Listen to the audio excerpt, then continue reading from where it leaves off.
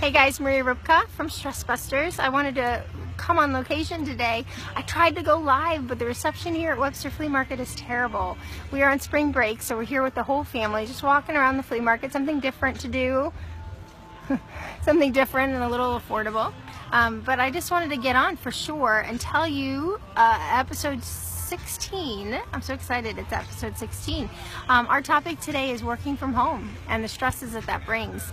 And I can share with you both experiences because I worked for someone else where I went to a different location for years and now I work from home.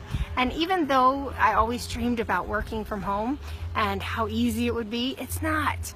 You know, I used to get up and go to work, you know, maybe 7:30, get the kids to school, and by the time I'd get to work at 8, I would work till 4:30, then some nights it was 9, but it wasn't all the time. And now when your work is at home, you sometimes get up at 7 and you don't finish till midnight. And when you're working for yourself, sometimes you get even more motivated to do more and more and more.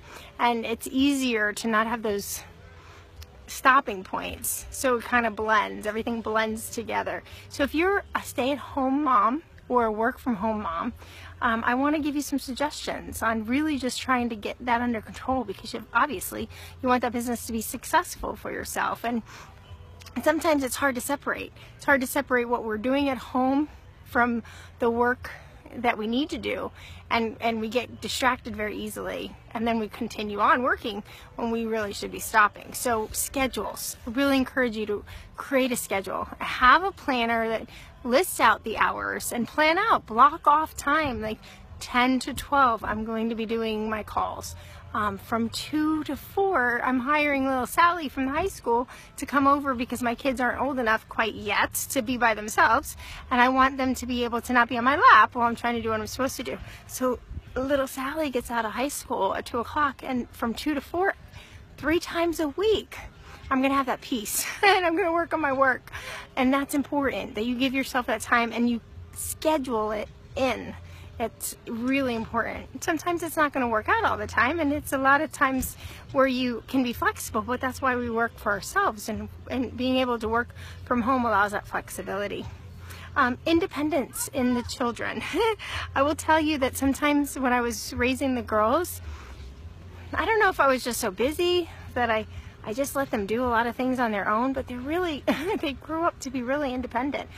I'm not saying it's perfect, and I'm not saying that it's the best way, but my girls can do pretty much anything that they want to do. They, you know, and I trust them.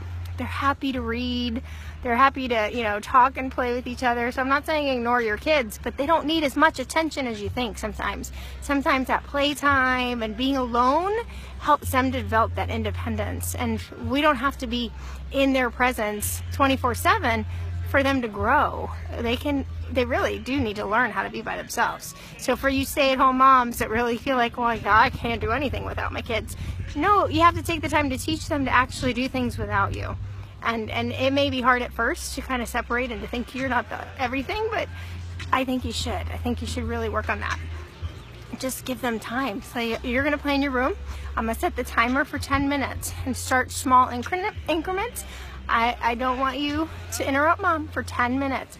Then tomorrow it's 11 minutes, and then 12 minutes, depending on the age of your children.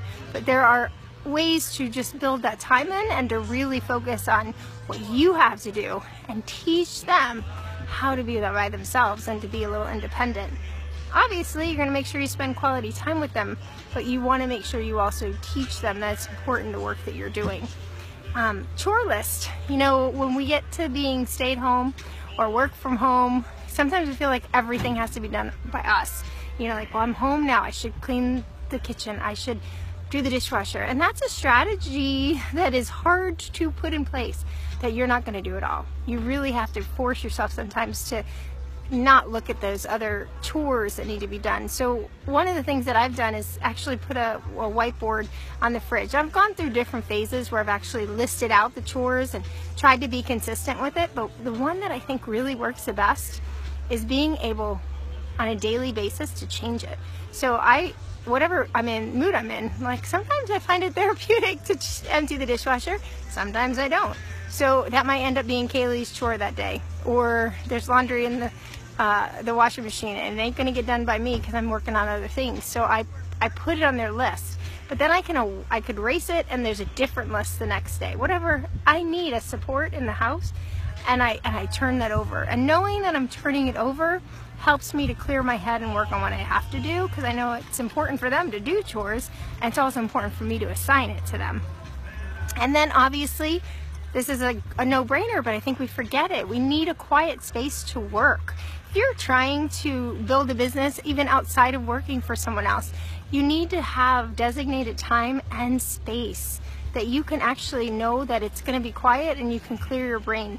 So I really encourage you to think of a space in your home that becomes your workspace outside of your personal space, outside of your family space, whether it's a corner in your bedroom or a little desk space in the living room. It's just, that's your space. And make some boundaries. If mommy's here or daddy's working here in the corner, we want to not interrupt and make a little where if they need you, they put a cup on your desk, and then you tell them that in a few minutes you'll see them when you notice that the cup's there.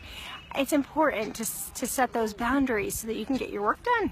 I mean, obviously you want to build that life for them, and it's important for them to respect that you need time to do that. Now, I've talked about stay-at-home moms, work-at-home moms, but this is for work-at-home dads too. A lot of us forget that we have some work-at-home and stay-at-home dads, and you guys deserve the space and the independence and the consistency with your kids as well.